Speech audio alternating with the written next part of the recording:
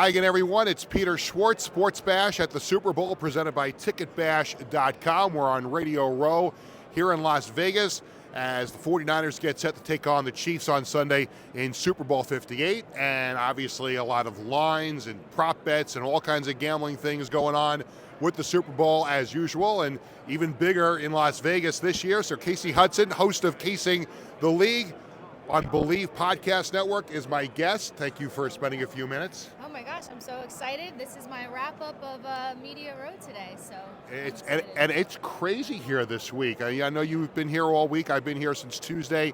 Tell me about your thoughts on Radio Row and the Super Bowl here in this magical place we call Las Vegas. Yeah, I think what actually makes it even more grand and big is that betting is now becoming a normalization across the board. Every state, everybody wants to get involved, and there's props for beginners and advanced people, and then this is the betting capital of the nation here in Las Vegas. So, are you surprised it took a long time, or as long as it did, for sports betting to become as legal, quote unquote, as it's been?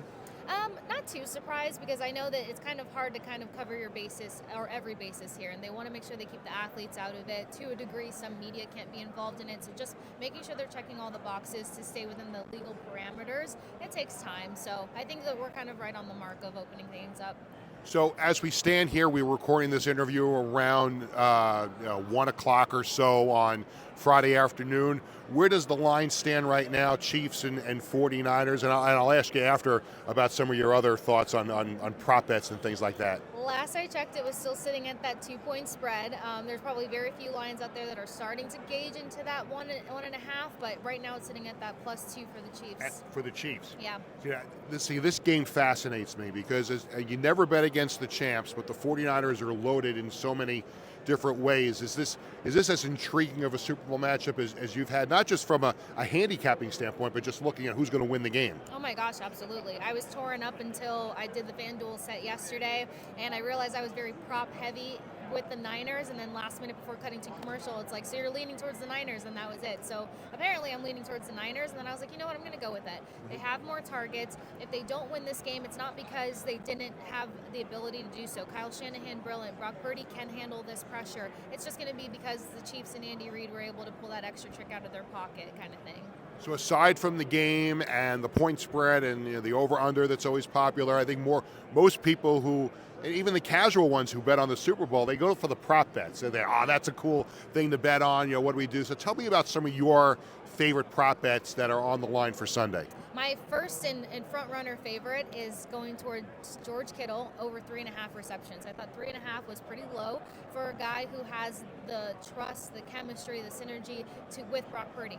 If Brock Purdy gets flustered in a minute, he's going to want to go to somebody that he knows he can rely on. Also, George Kittle's athleticism going against a defense that is explosive laterally, not particularly vertically, and George Kittle's very athletic. He can force them to play vertical, so I think he's going to have a bigger role.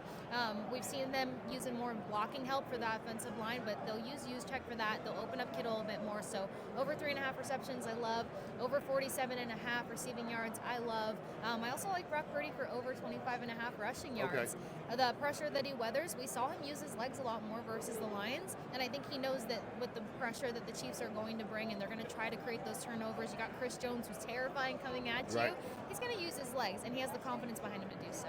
Where do we stand on over-under on Travis Kelce receptions? I think the last thing I saw, he was sitting at like 72. I think he can go over. Even if receptions, how many catches? How many catches? Over yeah. 6.5. I take the over on that. Yes. I think he's going to have a big game on Sunday. Absolutely. And of course, it's not just the fact that it's obvious it's going to go to Travis Kelce. It's the chemistry between him and Patrick Mahomes. They both play that backyard style of football. They both do improv movements in the middle of the game. They're on the same wavelength, so they can create a route out of nowhere and connect on that. So we can see big plays, and over 6.5 should be plenty for Travis Kelce.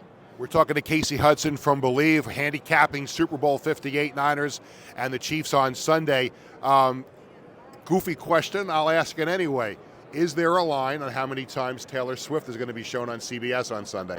There actually is. There's a lot of T-Swift props. I saw it over at BetQL and BetMGM, but I think it was sitting at 4.5. Will we see her over 4.5 times? And of course we will. Yeah. She's flying in from Tokyo to watch her boyfriend play in the biggest game in the NFL. So I think we'll see her twice just upon arrival, and then after that we want to see, is she hanging out with Donna Kelsey? Is she hanging out with Jason Kelsey? Is Jason Kelsey's shirt going to come off, but Taylor Swift's in view?